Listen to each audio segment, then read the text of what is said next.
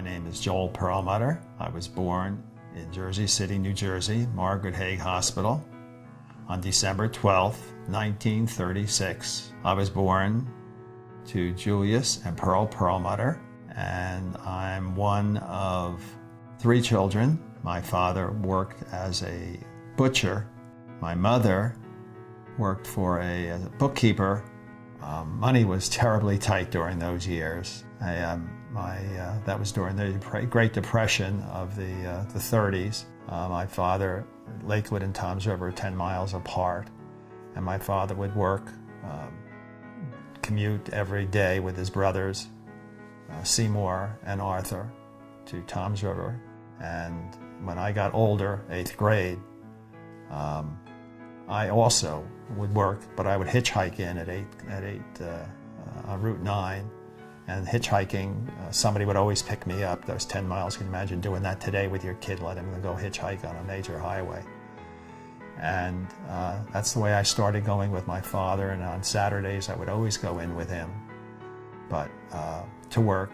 That's where I started making money with tips, but we were typical. My mother didn't work at the time. She took care of the children, but we used to wait for my father to come home, and we'd had our supper ready, but on Friday when he worked till 9 o'clock, his food always looked better. We sat around the table with him, but everything was with the family, and everybody sat around the table, and when one ate, everybody ate. One of the jobs I took was setting up pins in a bowling alley. Must have been about 12, 14. One season I did that for. And then I was a lifeguard at my uncle and aunt's hotel. A big part of our life was always the store, even though I didn't work there regularly at the time, except hitchhiking in and going in with him every Saturday to work. Coming home at night, we had to go to the farmers to pick the food up that he needed, and most of it was fruit, vegetables, and occasionally meat. So I'll throw those all in at one time and tell you my sister and I would sit on the headlights. The headlights protruded upward at that time from the vent fenders, and we would sit on the farm on the headlights with our legs wrapped around them, and my father would drive the farm roads to pick up the stuff that the farmer was picking for just him. They would give us a peach. We'd never wash it. They just break it open. My parents broke it open and gave each Barbara and I a half a peach, and it would drip down our faces, and we would have paper or a towel. Going to the farm was a real treat for us, as was when I went to the market with him to pick up meat. We picked up bread, and I went everywhere with my father. So I think that probably the biggest influence was my father. I worked with him for many years. I learned to be a good person and how to operate. And all that I learned was not anywhere like it was until we built a bigger store. And it was kind of different at that time where I was in charge now. But I had a marvelous support system with my fathers and uncles and with my mother. My mother had to support it too. I remember being in high school and having to decide where I wanted to go to college. And I knew I was going to go to college because my sister was going to college. And I knew I was going to go, but I had no great desire to go because it meant breaking up what we had in town. But all my friends, all the vagabonds, if you will, went to college. And it was just supposed to be going to school after you graduate high school. That was the first of many supposes that you make in your mind. And I'm glad I went to Rider because it gave me a great background in general business, in law, philosophy. I got my degree in Bachelor of Science in Business Administration with a minor in marketing. And I've used many of the things I've learned in my business today and all the time I was working in the food business. I think that it was a wise choice, and of all the things, I think I like mentoring and teaching because I'm still there. And anytime we have a new manager come in, I walk with them at the store and I try to teach them what I'm looking for. My key was to look at a store through a customer's eyes. not as I wanted it to be, but as it should be. And as it turned out, certainly the right decision. I also made more right decisions than wrong decisions, and my pencil wore down before my eraser. So with that in mind, we've been very successful. During college, my senior year, I ended up joining the National Guard because it was during the Vietnam period, and they were shipping anybody. They were protected while going to college, and after college, they were going to send you, you had to get into service. There was no such thing as selective. You just had to register, and if your number came up, they drafted you. But the draft was done away with later. Anyway, I finished up my basic training 6 months later, and I came back to Toms River, discussed with my father. He said, if I built a new store, would you come back and work in the company? And I said something I regret today, because when I think about it, it didn't sound good. But now it sounds very negative. And I said to him, it is negative. I said to my dad, I didn't go to college to wear an apron, Dad. And here he wore an apron his whole life and was very successful. So I felt badly after I said that, and I said, Dad, I don't know much about it. I know what I did, but I'm not a manager. And he said, well, I'm going to build a new store, and you're going to be the manager when it's open. And I said, okay. And with that, I came back and I started training with a group of ShopRite people, and I commuted to Trenton. I worked in a store in Trenton, a ShopRite that just opened. And that's what I did. Then during maybe a year later, my grandfather passed away, who also worked part-time in the store. And I came back and I ran the store for the month. For the week they sat Shiva. Shiva is a time of mourning. And I ran the store. Seymour, my father, and my Uncle Arthur were gone, so I had to do whatever jobs they were doing. And I really learned a lot. Until the store was finished, I worked in Trenton. And then when the stores were done, that's the ShopRite store where it was, out on the highway, a big store at that time, 25,000 square feet. I've worked with the company and was very glad I did, and then it came out very, very well in the long run. I'm not sure when I first decided in my first marriage when to have children. I was still in school, and I ended up living in Philadelphia, and at some time during that period, after I got out of college and living in Philadelphia, we decided to have a child. And during those years, you married early and you had children early. We had Stuart, of course, when he was born, might have been 3 years after we started trying. Everything was fine. I was thrilled inwardly that we had a boy the first time. It's always nice to be an older brother. We had a lot of fun with him. Then by chance, Jennifer came about a year and a half later.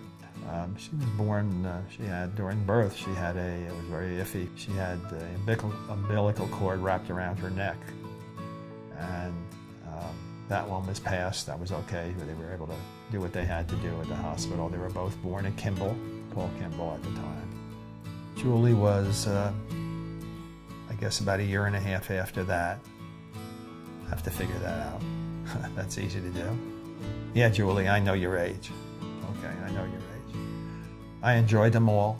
They were all really good kids.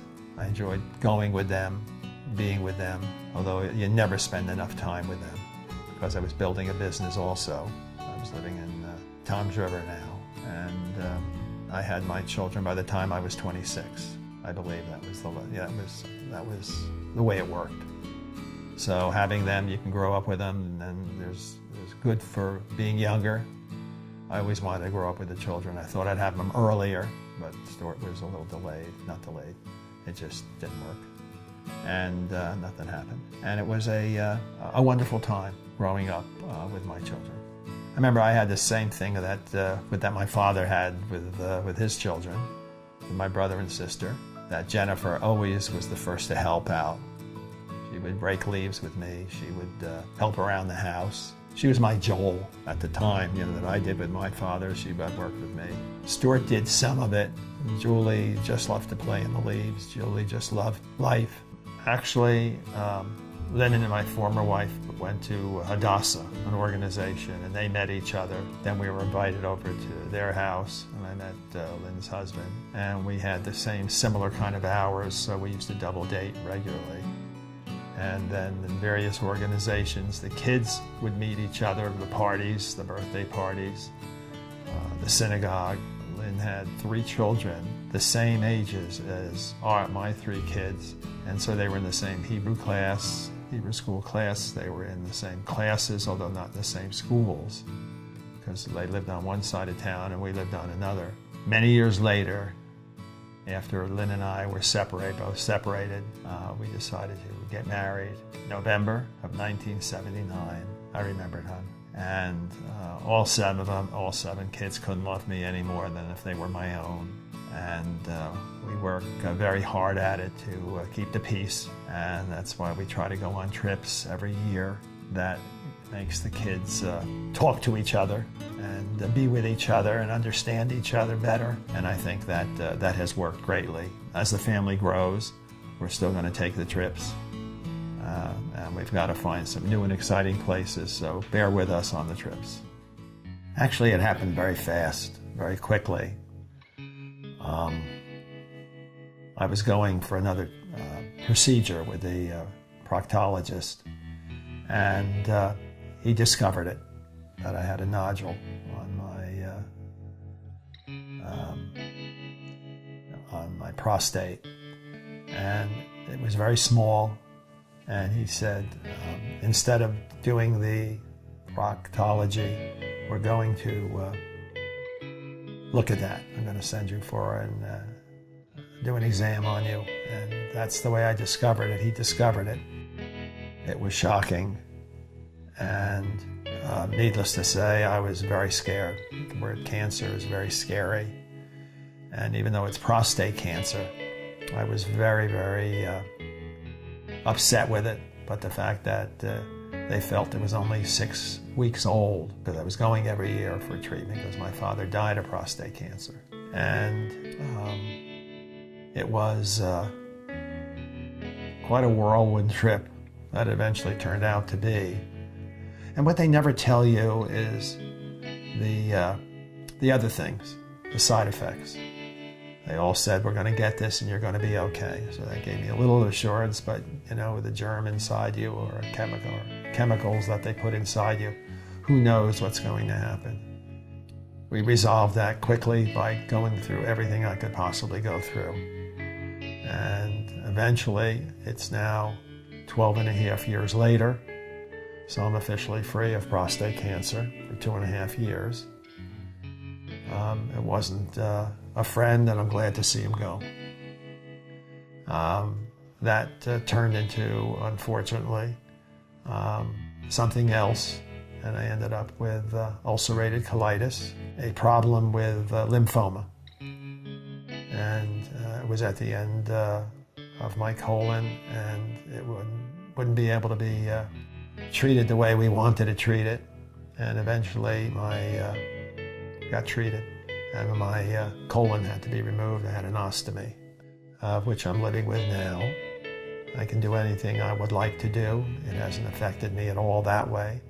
And I'm glad to say that next week, 2 weeks, I will be officially free of the lymphoma. That'll be 10 years also. I did have other surgeries, but I don't want to go into each one because the cancer, once you have cancer, the king of cancers, the king of diseases, the others are minor. The lifesaver, I guess, is the person who suffered with me the greatest, because it's a family disease, cancer, was my wife, Lynn. She was a great caretaker, great caregiver. I'm not sure I would have been able to do it without her. So thank you, sweetheart. I think there's always challenges at every age. I think that we look at them differently. What seemed so important on some of them years ago just aren't as important, but they're still challenges. And whether it's building another store, or whether it's another child that comes into the family, or whether there's a marriage, and now the grandchildren are going to be not the youngest, but the great-grandchildren are going to be the youngest. I had something we call the Lucky Sperm Club, and that is where I had the opportunity from my father and mother to work in our own company. And no, I wasn't going to be fired, so I could take more chances. Although I was good at what I did, it turned out I had a good background. I had good teachers, good mentors, my father and my uncle. One, what I could do and what I couldn't do. And through trial and error, it's not wrong to make a mistake. Just try not to make it twice and fix it up and go on. We all have to do that. You can't always do everything right, not if you're going to take a chance. And an entrepreneur takes chances. So not everything works to your liking, but I did have a couple of businesses I started that collapsed. Didn't have the proper expertise and didn't do enough research on it. I enjoy what I did. It was never work to me, and I'm going to continue to be going to the company, the stores, as much as I can, as long as I can, because I enjoy that. I enjoy talking to customers and speaking and listening to them and teaching the kids, the new people, mentoring them, and watching our company still grow financially. And I think that if I could say anything in the long run about the short run, it's just a blink on earth. When I look at my time here, it's been very, very good for me. It's been good for the family. My parents would be very happy if they were around today, as Seymour's would be, my Uncle Seymour's family. I'm glad when a new child comes in. I'm glad when a new face comes in to the family and can partake and share in the growth and opportunities that it allows. So that's part of my life. More to follow. We're all stronger together than any one of us is individually. We all learn from each other. There is nothing new that somebody hasn't heard before. And when you say it differently, it has a meaning that pertains to you and your life. And remember, the only thing you leave when you leave this world is a good name and your good deeds. Have fun along the way, and you'll live a wonderful life. And I'm still working at Perlmutter Family ShopRites, still going to Wakefern and to all the other committees I'm still on, and enjoying it very much. Although my wife is right, I should take more time off. See you on the beach Friday. I love you.